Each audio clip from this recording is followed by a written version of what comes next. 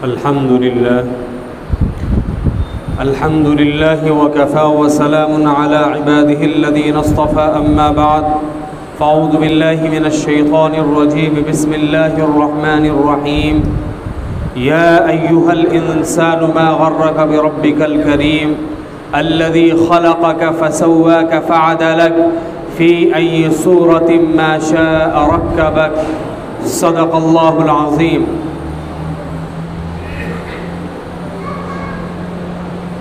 اللہ رب العزت نے قرآن مجید کی اس آیت کے اندر جن باتوں کی طرف اشارہ کیا ہے ان باتوں کا سمجھنا ہمارے لیے اور آپ کے لیے انتہائی ضروری ہے، اس لیے کہ اللہ رب العزت نے انسان کو اس آیت کے ذریعے سے جھنجھوڑا ہے اور ہلایا ہے، اس لیے کہ انسان کی فطرت میں غفلت اس کی گھٹی کے اندر پائی جاتی ہے۔ جب وہ کسی کام کے اندر لگتا ہے تو لگا ہی رہتا ہے، اور جب کسی کام کو چھوڑ دیتا ہے تو بالکل ہی چھوڑ دیتا ہے۔ اسی وجہ سے اللہ رب العزت نے یہاں ایمان والوں کو نہیں کہا، خالص ایمان والوں کو خطاب نہیں کیا، اور خالص مسلمانوں کو خطاب نہیں کیا، اور خالص اہل ایمان کو متوجہ نہیں کیا، بلکہ دنیا کے اندر جتنے بھی انسان ہیں ان سب کو جھنجھوڑا ہے۔ اور جھنجھوڑنے کے بعد اللہ رب العزت نے انسان کی حیثیت بتلائی ہے کہ دیکھو اللہ رب العزت نے تمہیں کس طریقے سے بہترین سانچے کے اندر ڈھالا ہے، لہذا یہ دو چیزیں کچھ خاص چیز کی طرف ضرور اشارہ کر رہی ہیں۔ ایک تو یہ کہ اللہ رب العزت کا یہ کہنا کہ یا ایھا الانسان ما غرک بربک الکریم، کہ انسان کو ہو کیا گیا ہے، آخر انسان اپنے رب سے اتنا دور کیوں ہو جاتا ہے؟ جس رب کی نعمتیں انسان کے اوپر ہر وقت برستی رہتی ہے، جن نعمتوں کا وہ شکریہ کسی بھی حال میں مکمل طور پر ادا نہیں کر سکتا، جس رب نے اس کے لیے روزی کا انتظام کیا، جو رب اس کے لیے روشنی کا انتظام کرتا ہے، جو رب اس کی رات کی راحت کے لیے رات کا انتظام کرتا ہے، اور سونے کے لیے بچھونوں کا انتظام کرتا ہے، اور جینے کے لیے سانس کا انتظام کرتا ہے، اور کھانے کے لیے روزی کا انتظام کرتا ہے، ان تمام چیزوں کو برتنے کے بعد انسان کیوں اپنے رب سے دور ہوتا جا رہا ہے؟ اور پھر اللہ رب العزت نے اگلے ٹکڑے میں ارشاد فرمایا الذی خلقک فسواک فعدلک، تمہیں پتہ نہیں ہے کہ دنیا کے اندر اللہ رب العزت نے جتنی مخلوق بنائی اور پیدا کی ہیں ان تمام کے اندر سب سے زیادہ خوبصورت انسان کو بنایا ہے۔ الذی خلقک فسواک فعدلک، آپ ایک انسان کو غور سے دیکھیں گے تو اس کی بناوٹ کو دیکھ کر آپ رب کو یاد کرنے لگیں گے،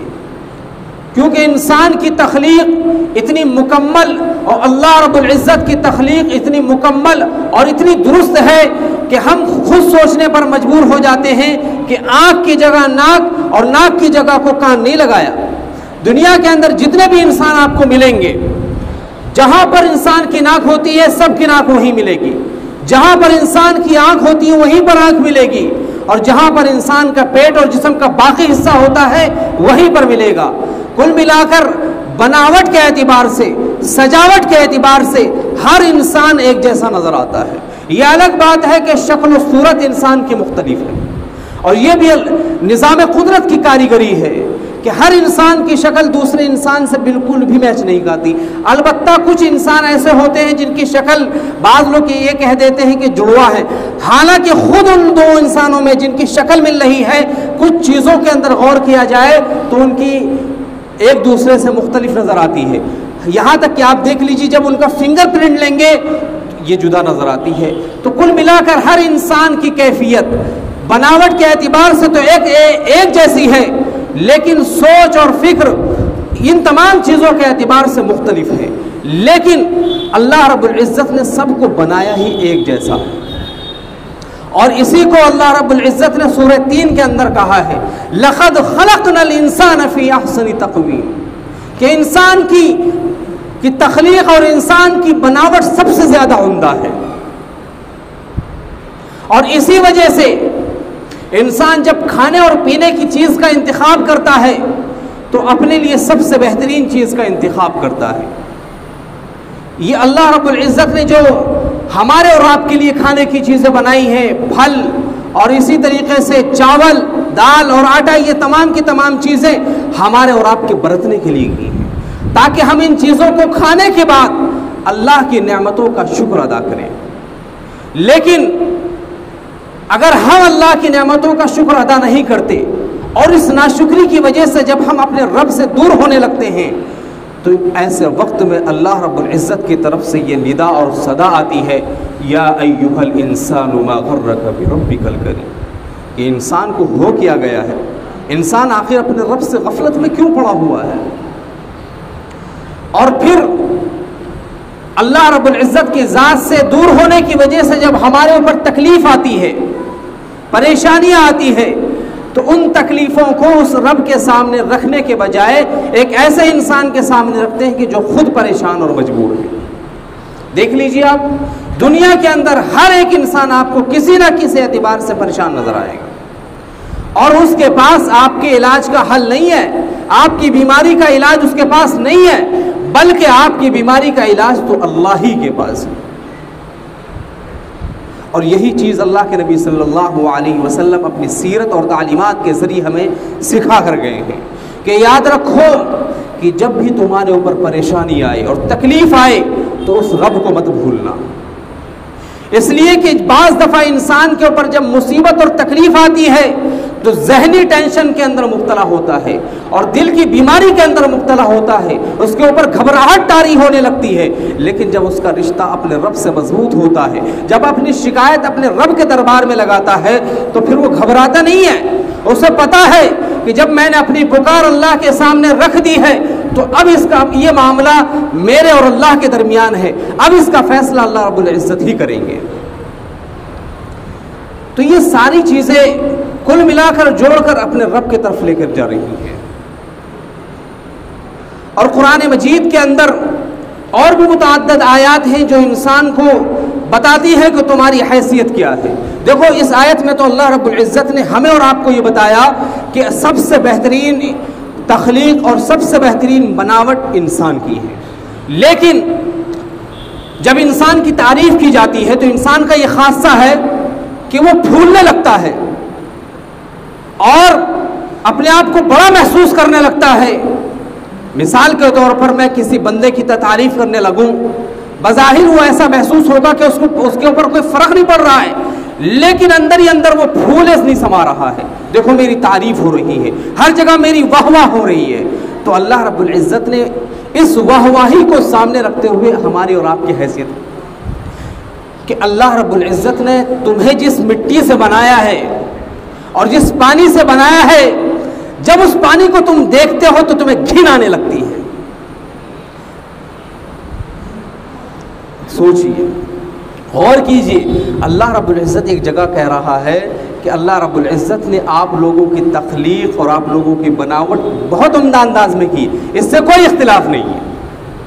آپ دنیا کی ہر مخلوق کو دیکھ لیں، ان تمام مخلوق کے اندر انسان کی بناوٹ سب سے جدا اور سب سے ممتاز ہے.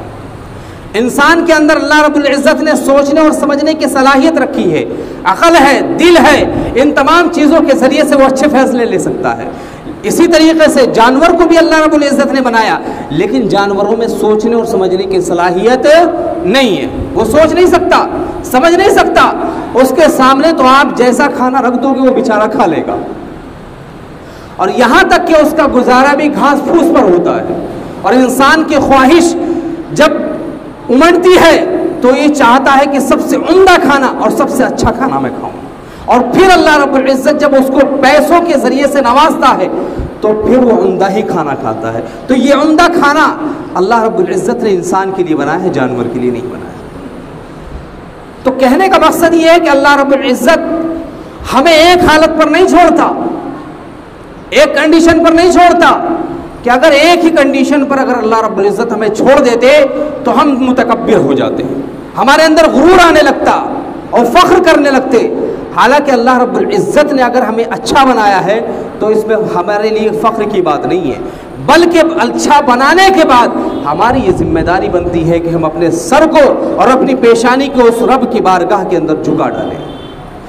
اپنی پیشانی کو اللہ کے سامنے سجدے کے اندر جھکا ڈالیں اور اس کا شکر بجا لائیں اور اس کی ناشکری سے اپنے آپ کو بچانے کی کوشش کریں۔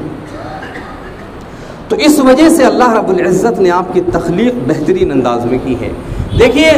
انسان کو بنانے کے بعد ایک جگہ اللہ رب العزت نے ارشاد فرمایا کہ وما خلقت الجن والانس الا لیعبدون، کہ ہم نے انسان و جنات کو جو بنایا ہے تو مقصد تخلیق یہ ہے کہ وہ میری عبادت کرے۔ اللہ رب العزت نے کسی بھی مخلوق کے بارے میں قرآن میں یہ نہیں کہا کہ میں نے اس مخلوق کو اپنی عبادت کے لیے بنایا ہے۔ انسان کا جو مقصد ہے پیدا کرنے کا وہ یہی ہے کہ وہ اپنی زندگی کے قیمتی لمحات کو اللہ رب العزت کے سامنے سر کو جھکانے میں لگا دے۔ اور اسی طریقے سے جو اللہ رب العزت نے نعمتیں ہمارے سامنے رکھی ہیں ان نعمتوں کو استعمال کرنے کے بعد یا ان نعمتوں کو دیکھنے کے بعد اللہ کا شکر بجا لائے تو ہمارا رشتہ رب سے دور نہیں ہے۔ یہ الگ بات ہے کہ ہم خود اپنے رب سے دور ہو جاتے ہیں اور بار بار اور گاہے بگاہے اللہ رب العزت ہمیں جھنجھوڑتا رہتا ہے۔ اسی وجہ سے تاکہ ہم اللہ کے سامنے کھڑے ہو سکے اور اللہ کو ایک ماننے والے بن جائیں۔ ہمارا عقیدہ تو ہے کہ اللہ ایک ہے لیکن یقین نہیں ہے۔ ہمارا عقیدہ تو ہے کہ سب کام بنانے والا، ساری بگڑی بنانے والا اللہ ہے لیکن یقین نہیں ہے۔ اور اسی یقین کو بنانے کے لیے اللہ رب العزت نے انبیاء اکرام کو دنیا کے اندر بھیجا ہے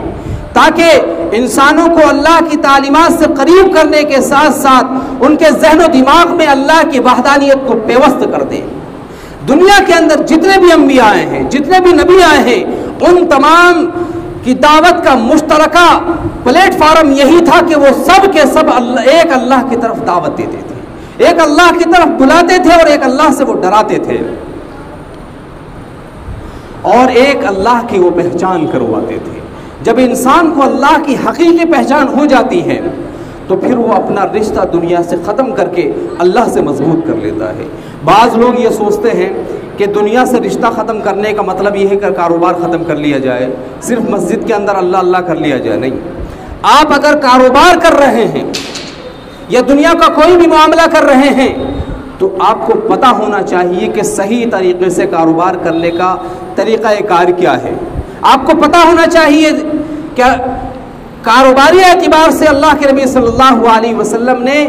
کیا فرامین ہمارے لیے جاری کیے ہیں، کیا گائیڈ لائن ہمارے لیے جاری کی ہے اور کیا طریقہ کار ہمارے لیے جاری کیا ہے۔ اس لیے کہ جب اللہ رب العزت نے بے شمار نعمتیں بنائی ہیں تو بعض لوگ ان نعمتوں کا غلط طریقے سے استعمال کرتے ہیں۔ نعمتیں سب اللہ کی ہیں لیکن اس کا صحیح استعمال کرنے کا طریقہ ہمیں پتہ ہونا چاہیے اور صحیح طریقے سے اسے حاصل کرنے کا طریقہ ہمیں پتہ ہونا چاہیے۔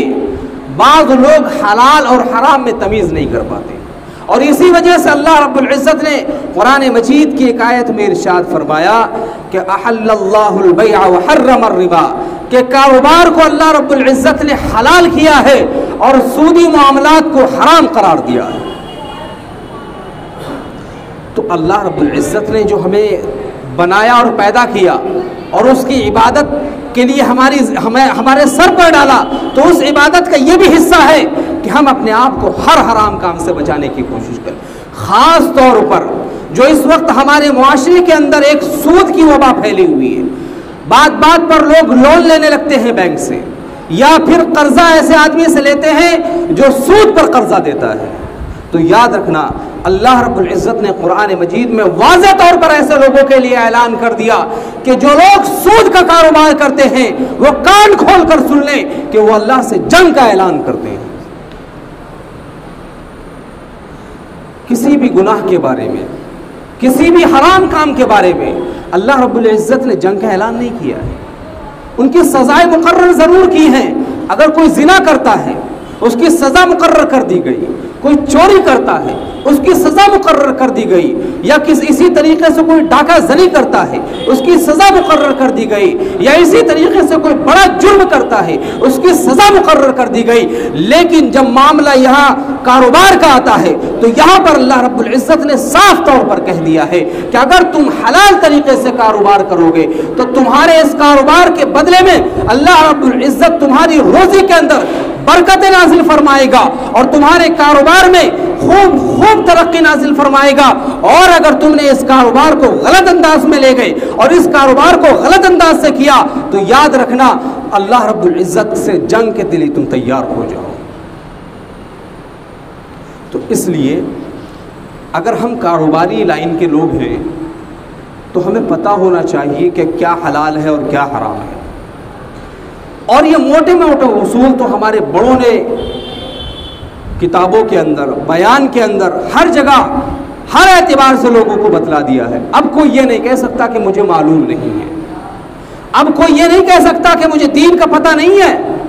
اب تو سوشل میڈیا کے ذریعے سے بھی دین اتنا عام ہوتا جا رہا ہے. پہلے لوگوں کو پتہ نہیں ہوتا تھا لیکن اب ہر چیز کا پتہ ہے لوگوں کے پاس. تو اس پتہ ہونے کی وجہ سے ہر چیز کی جانکاری ہے. لیکن اب یہاں یہ بھی کان کھول کر سن لیں، اگر آپ کو پتہ چل چکا ہے اور پتہ چلنے کے بعد آپ کا عمل اس چیز کے خلاف ہے تو آپ بھی اس زمرے کے اندر آتے ہیں کہ جب کل قیامت کے دن لوگوں کو اکٹھا کیا جائے گا اور اس سے پتہ معلوم کیا جائے گا کہ بتا تو تیرے پاس کتنا علم ہے اور تو نے کتنا عمل کیا، اور اس شکل میں جب اس کا جواب غلط انداز پر ہوگا تو ایسے شخص کو منہ کے بل گھسیٹ کر جہنم کے اندر داخل کر دیا جائے گا.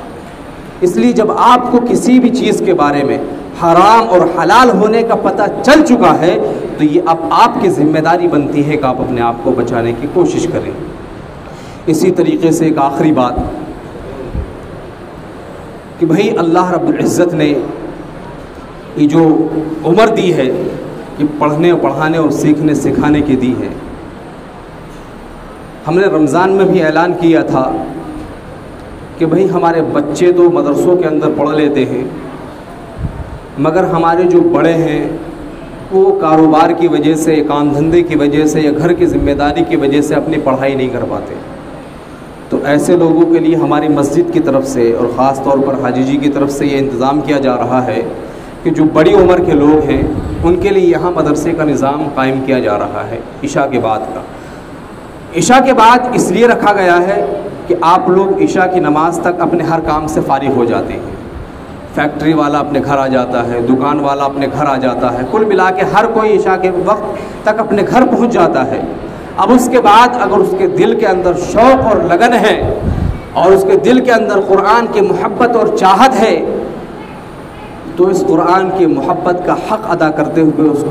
اس قرآن کو صحیح پڑھنے کی کوشش کرنا یہ ہماری اور آپ کی ذمہ داری ہے. اس لیے اگر جو صاحب، بلکہ میں ہر کسی کو یہی دعوت دوں گا کہ وہ اپنے قرآن کا اتنا حصہ تو صحیح کر لے جس سے وہ نماز کو صحیح انداز میں پڑھ سکے.